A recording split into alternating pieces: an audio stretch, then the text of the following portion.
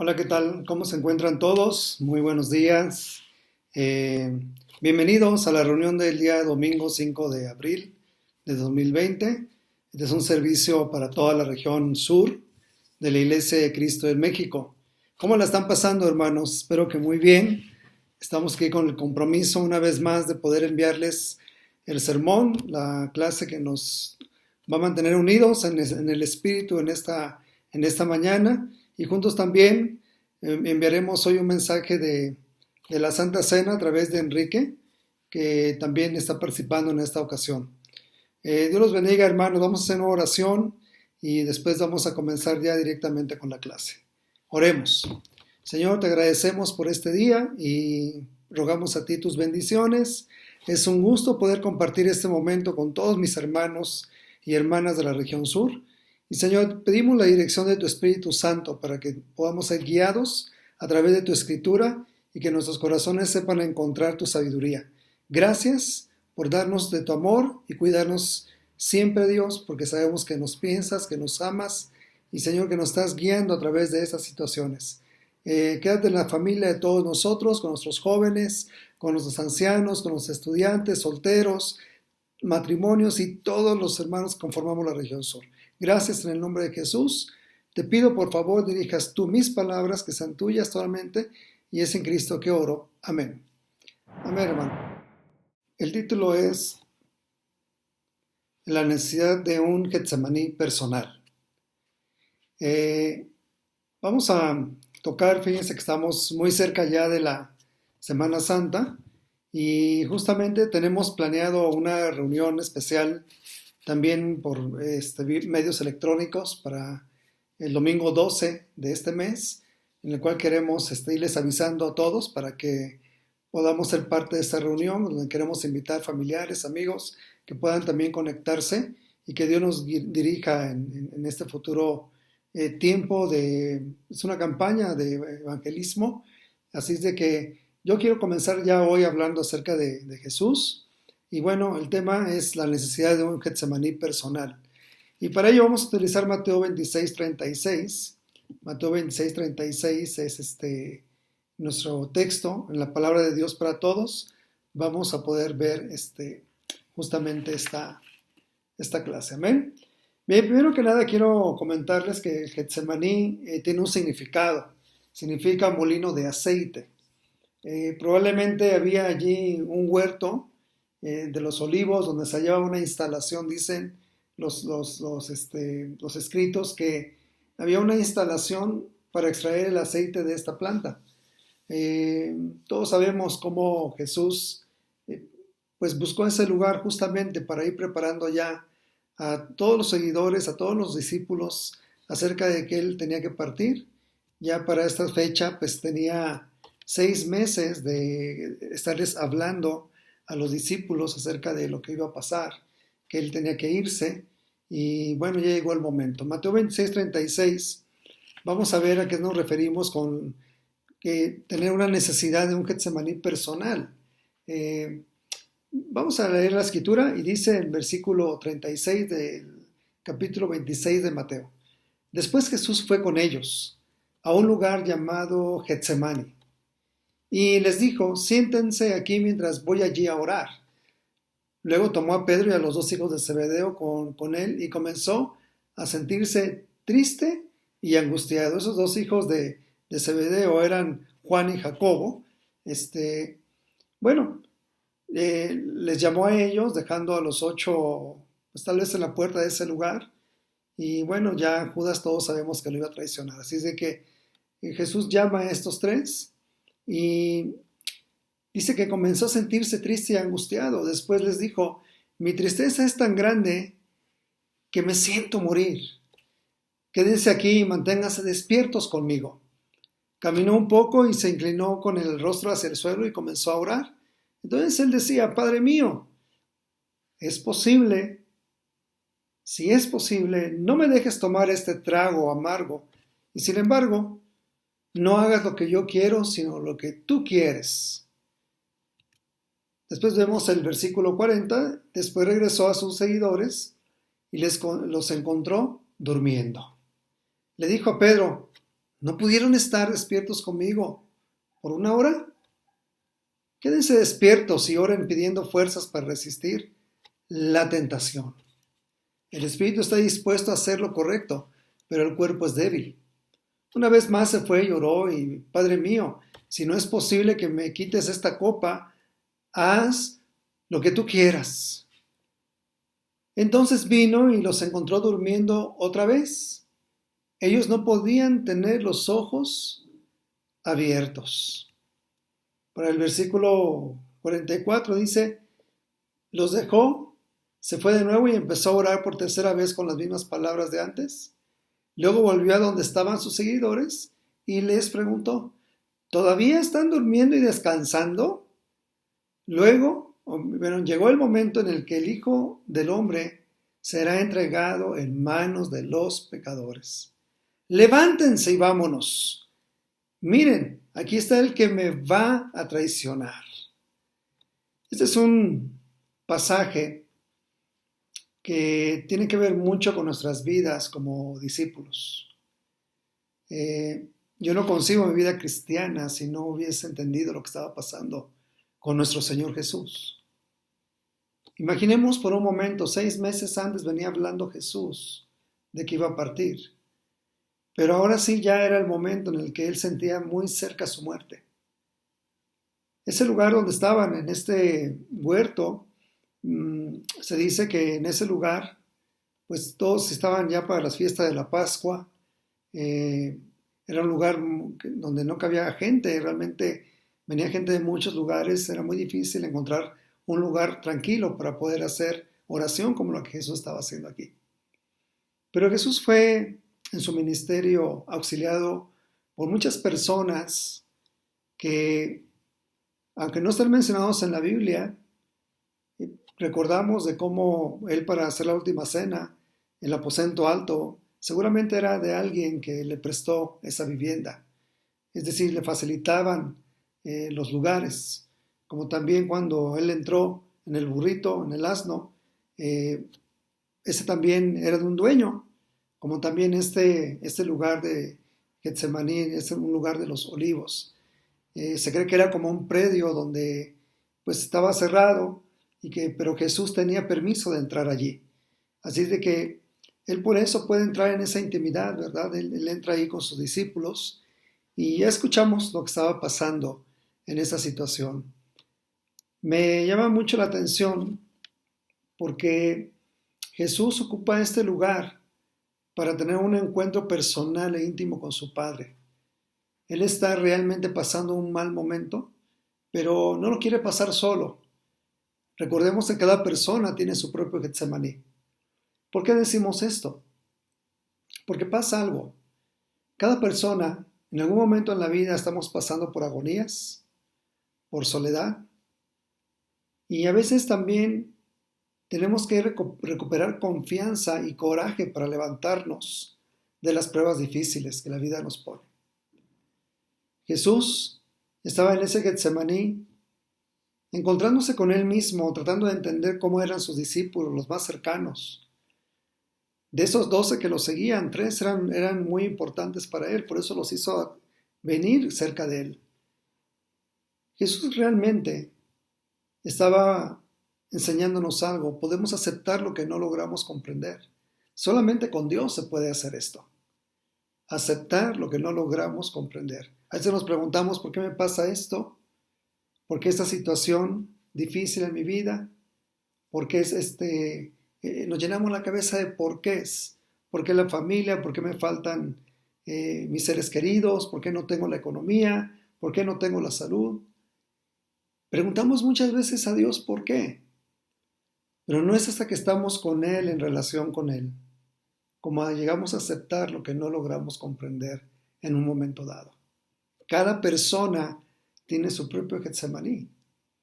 Pero el punto que quiero que lleguemos aquí, número 1, es que entendamos que Jesús está llegando a la oración, a batallar por nuestra salvación. Él está convenciéndose en su humanidad de que él tiene que obedecer al Padre, pero aún rogándole, siendo sincero acerca de cómo se siente, diciendo que si es posible no quisiera ir en su condición humana.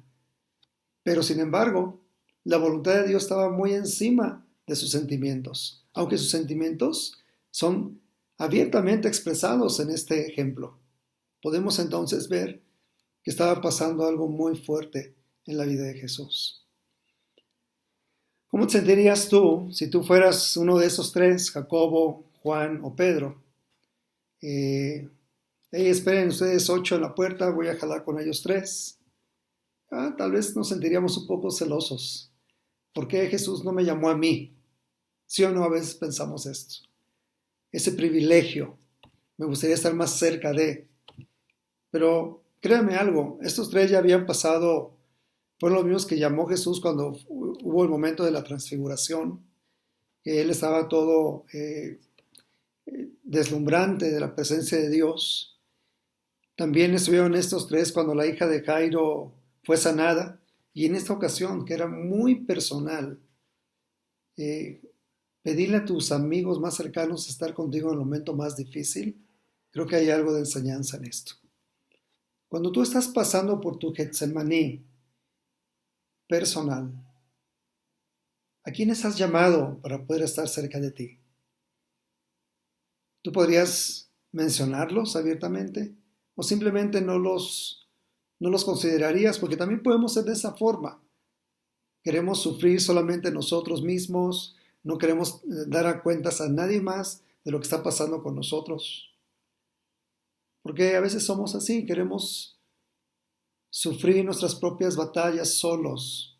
Pero déjame decirte, ni siquiera Jesús, siendo el Hijo de Dios, sabiendo que tenía la ayuda del Padre, quiso ir a solas, nada más Él, como diciendo, ustedes a un lado, yo voy a ir a arreglar un asunto que no les concierne.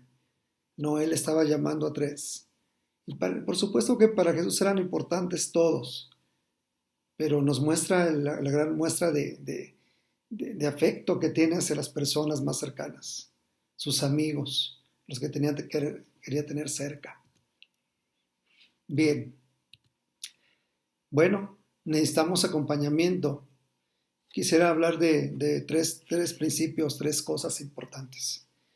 En este ejemplo, nosotros necesitamos recordar que sí necesitamos acompañamiento en las aflicciones.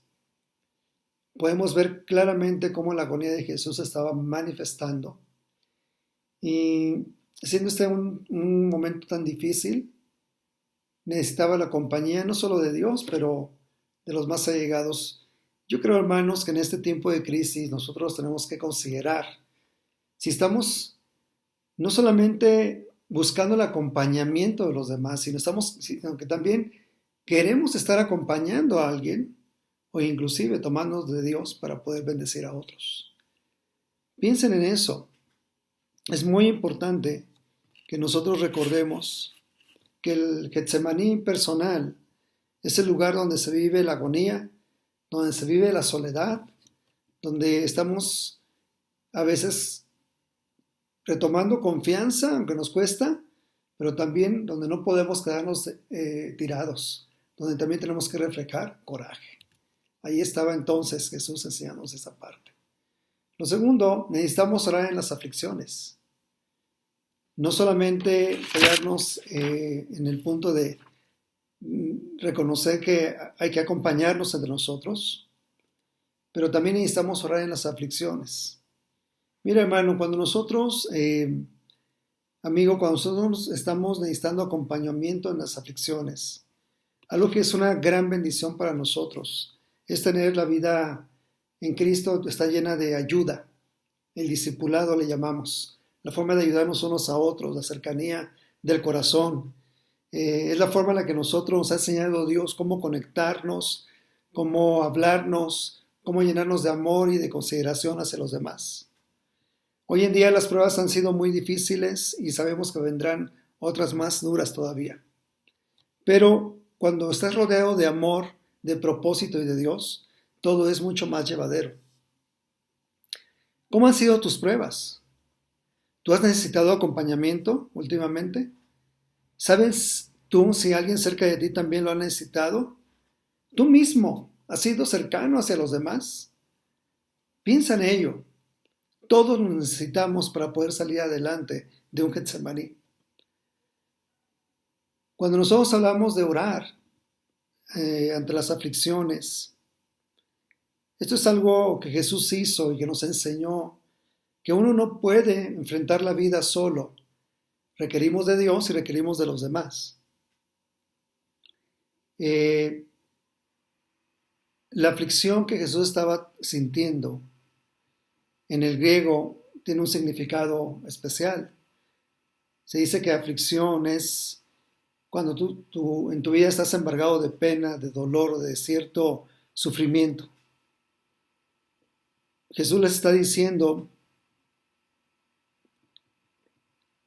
tienen que estar muy atentos a lo que está pasando en sus vidas, porque cada vez que él iba a orar por 3 ocasiones, regresaba y los encontraba dormidos.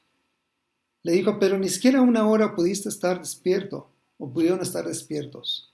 Lo que es para nosotros una hora, no necesariamente significa una hora de 60 minutos, sino lo que Jesús estaba diciendo era más bien que era un lapso de tiempo en el que él no podía entender por qué se habían dejado dominar por el cansancio. Si no les pedía orar toda la noche, no era que estaba toda la noche orando, pero o con muchos largos momentos de oración. Lo que Jesús le estaba tratando de decir a Pedro es, me sorprende la forma que ni siquiera algunos minutos conmigo estuvieron. El tiempo que están pasando ahorita a mi lado no va a ser ni siquiera comparable con lo que van ustedes a sentir que en pruebas en el futuro. Jesús le estaba preparando, advirtiendo, van a venir pruebas más difíciles y requiere de tu interés, requiere de tu carácter, requiere de tu cercanía, de tu humildad para ir a Dios como me ven haciéndolo a mí. Es bien importante que recordemos esto. Oren para que no caigan en tentación. Y les dice, oren pidiendo fuerzas para resistirla. La tentación. Piensen en esto.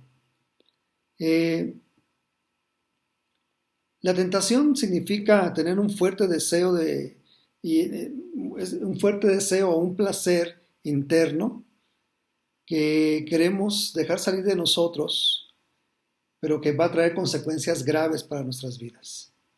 Es algo llamativo, es como un dulce, algo que te llama mucho la atención. Y Jesús precisamente les estaba diciendo a ellos, oren para que no caigan en ellas. Ante estas crisis en las que atravesamos continuamente, ante esas contingencias, ¿cómo han sido tus días últimamente? ¿Has tenido tentaciones en las que has sucumbido?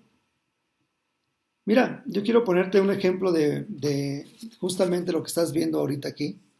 Dice una ilustración de un cierto vendedor que buscaba en vano un espacio para estacionar su auto. Por eso ves ahí al policía, ¿verdad? Y el letrero de no estacionarse. Dice que este vendedor en su desesperación dejó el auto en una zona de no estacionarse y dejó una nota en el parabrisas que decía, he dado 10 vueltas a este lugar buscando un lugar para estacionarme. Tengo una cita que cumplir o pierdo mi empleo. Y luego le pone como muy cristianamente, perdónanos nuestras deudas. Después vino la agente de policía y leyó la nota que había dejado en el parabrisas este vendedor y le puso una respuesta. El policía le pone, he dado vueltas a esta cuadra por 20 años, si no te pongo la multa, pierdo mi empleo. No nos metas en tentación, también le responde, no nos metas en tentación. Quiere decir que el policía había llamado, como nosotros también, que nos da a entender que no es necesario andar buscando las tentaciones. Ellas nos encuentran a nosotros con mucha facilidad y rapidez. Nuestro problema no es cómo meterse en tentaciones, sino cómo vencerlas cuando éstas lleguen. Y era justamente lo que Jesús estaba diciendo. Ustedes tienen muy buena actitud,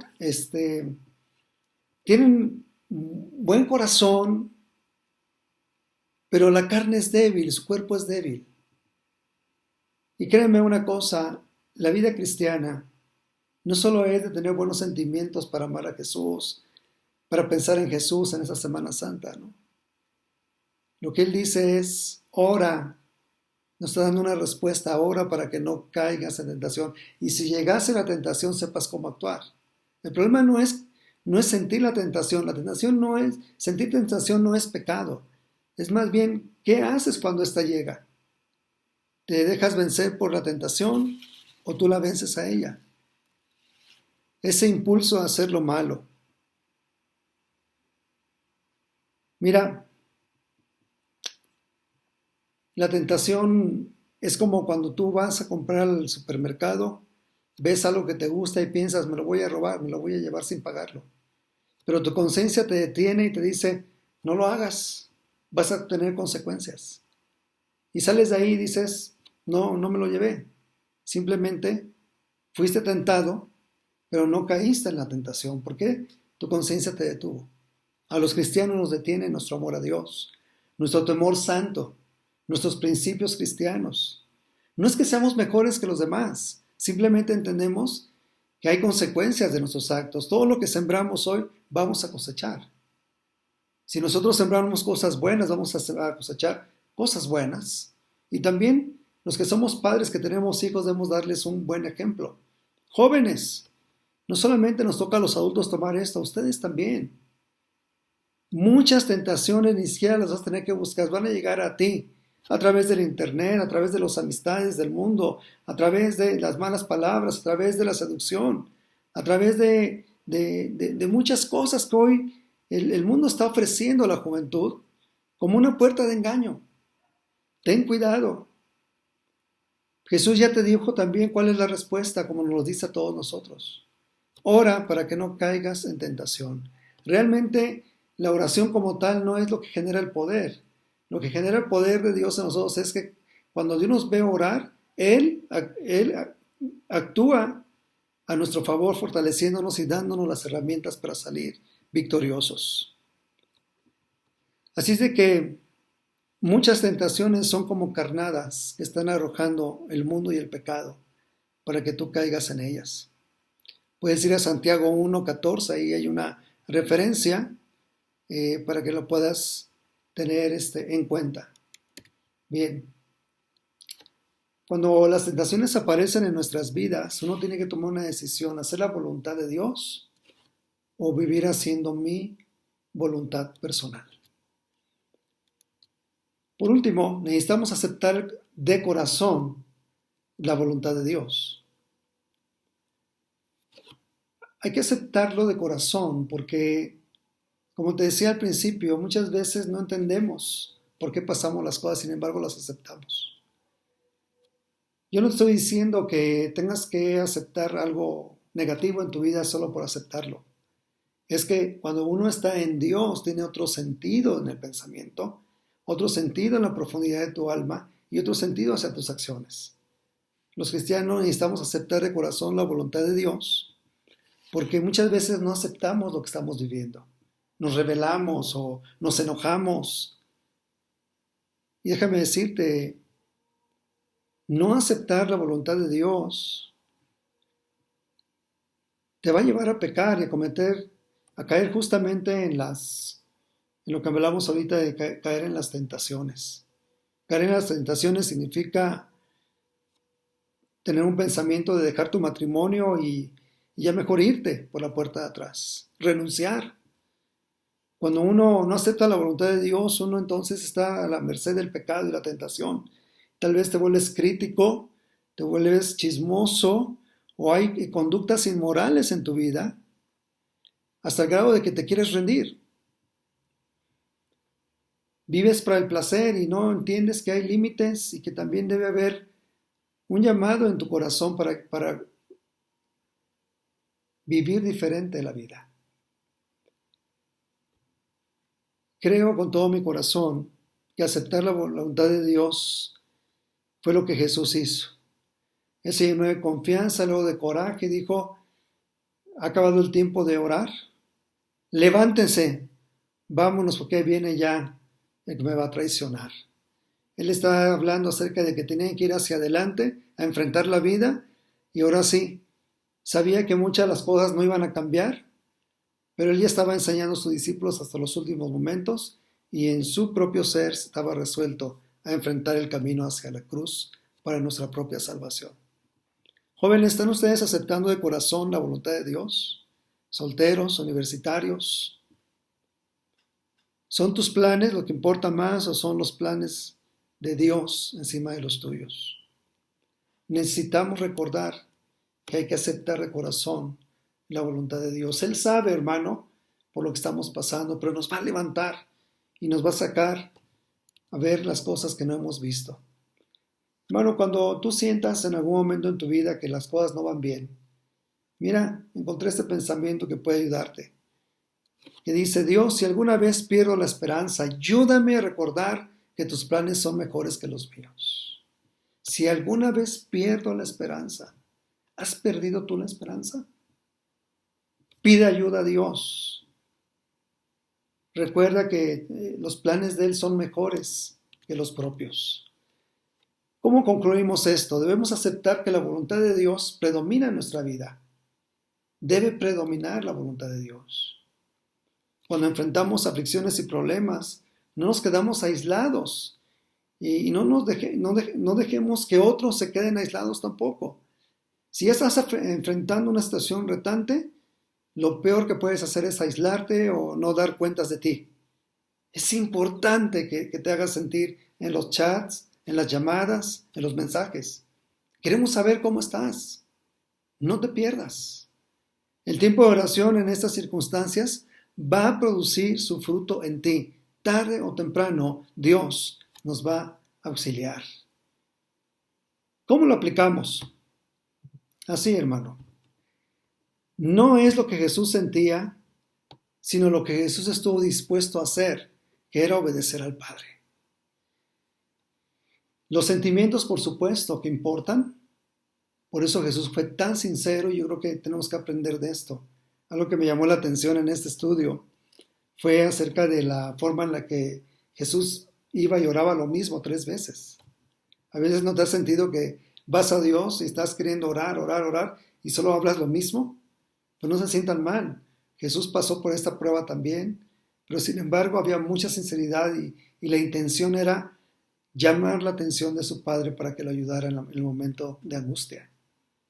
Jesús supo decir con todo, y a pesar de su intenso deseo de evitar la cruz: pero no sea como yo quiero, sino como quieres tú. Hermanos, solo Dios puede dar la fuerza y el consuelo necesarios. Él no quiere que callemos nuestra angustia, Él no quiere que callemos nuestros sentimientos de dolor, Él no quiere que callemos inclusive hasta nuestras inconformidades. Háblalo, externalo. Piensa que es Dios quien te escucha. Y sobre todo, hermanos, todos necesitamos la compañía y el consuelo de otros hombres. Esto es la iglesia, el acompañamiento, nuestra relación con Dios, que hacemos la voluntad del Padre, que no estamos dispuestos a vivir alejados unos de otros. Y aunque sea difícil, siempre vamos a obedecer a Dios. ¿Cierto, hermano? En el Getsemaní se luchó tu salvación. Quiero hacer un llamado a la región sur y a todos nosotros como familias. Oremos siguiendo el ejemplo de Jesús. ¿Cómo? Con humildad. Una genuina devoción, con confianza, hermanos. Muy sinceros y sobre todo pidiendo someternos a su voluntad, con sometimiento. Creo que Él va a darnos siempre sus mejores respuestas.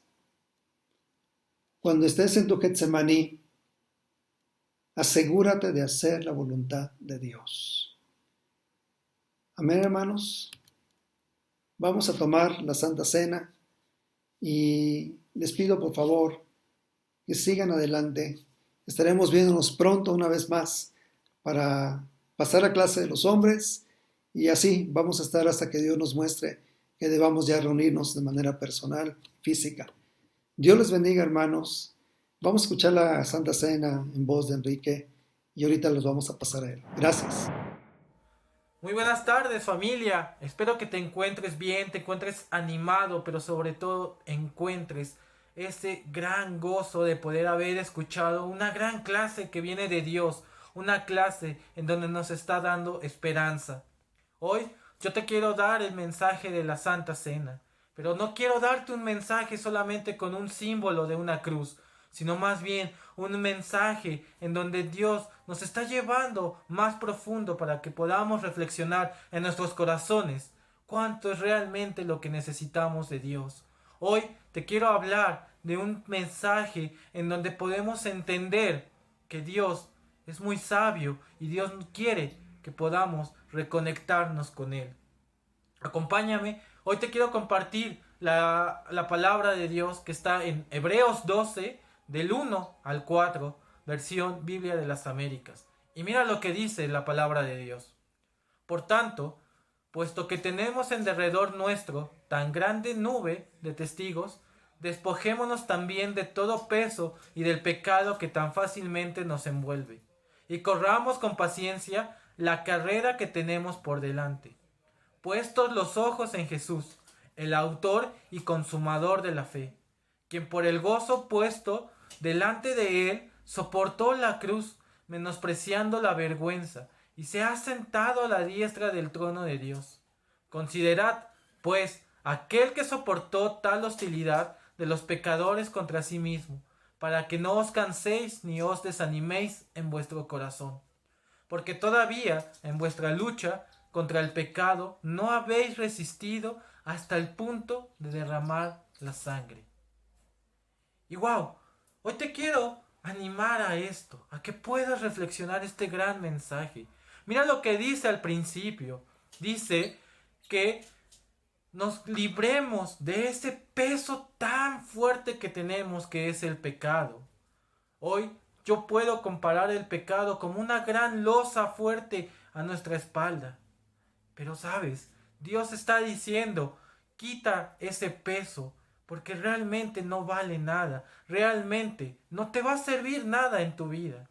Y después, yo no sé cómo hoy estés pasando estos tiempos, yo no sé cómo esté tu corazón ante la emergencia sanitaria, al ver que hay tantas cosas hoy en las noticias, que puedes tener miedo, puedes tener incertidumbre e incluso puedes incluso perder la fe. Pero sabes, hoy Dios te está animando y te está diciendo, pon los ojos en Jesús, que es el autor y el consumador de la fe. Si hoy nosotros ponemos nuestros ojos en los de Jesús, Él nos va a dar una visión más amplia y nos va a dar una gran esperanza. Pero también quiero decirte que Jesús tuvo que soportar la cruz, tuvo que soportar la vergüenza. ¿Por qué? Porque en Roma, al momento de que tú morías en una cruz, era algo tan vergonzoso, era lo más bajo que podías haber caído. Y Jesús soportó ese momento de vergüenza, ese momento de dolor, ese momento de sentirse solo. ¿Por qué? Porque quería cargar el pecado de cada uno de nosotros para poder librarnos de eso, para hoy llamarnos hijos de Dios. Hoy tuvo que soportar tantas cosas Jesús para hoy cada uno de nosotros llamar a Dios nuestro Padre. Y mira lo que también dice en el versículo 4, que dice, porque todavía en vuestra lucha contra el pecado no habéis resistido hasta el punto de derramar sangre. Y esto me impacta y esto de verdad me anima tanto ver que a pesar de que seguimos luchando nosotros en contra del pecado, no hemos necesitado derramar la sangre. ¿Por qué? Porque Jesús ya derramó esa sangre para que nosotros pudiéramos estar libres. Jesús derramó la sangre y es el sacrificio perfecto para que ya nosotros no necesitemos ya derramar esa sangre. Hoy te llamo y te quiero animar a que puedas reflexionar. Hoy, ¿cómo está tu corazón? ¿Cómo está tu interior? Hoy te quiero animar a que puedas ponerte en paz con Dios y que puedas ponerte en paz contigo mismo. Es el mensaje que hoy te traigo de la Santa Cena y te pido que hoy nos acompañes a orar. Amado Padre, Señor, muy buenos días, muy buenas tardes, Dios. Hoy, Padre, sin duda, sé que tú nos has hablado al corazón, Señor. Hoy, Padre, te pido tanto que tú te quedes, Señor, en nuestras vidas, pero sobre todo, Dios, te pido que por favor examines nuestro corazón, Señor. Porque tú sabes, Dios, qué es lo que está pasando en nuestra vida, qué es lo que está pasando en nuestro corazón, Señor. Hoy te pido, Dios, que por favor perdones nuestros pecados, que perdones, Señor, todas nuestras faltas en contra tuya y en contra de tu Hijo Jesús, Señor. Porque hoy entendemos, Dios, que tu Hijo Jesús derramó esa sangre, Dios, para poder hoy entrar contigo, para poder hoy llamarnos tu familia, tus hijos, Dios. Y hoy, Padre, queremos, Padre, reconocer ese gran sacrificio que hizo tu Hijo Jesús. Por favor, bendice el pan y el vino que hoy tú nos das, Señor, que es la representación de tu Hijo Jesús, que es la representación del cuerpo y de la sangre de tu Hijo Jesús. Bendícelos. Y es en el nombre bendito de tu Hijo Jesús, en quien oramos y agradecemos todo esto, Señor. Amén.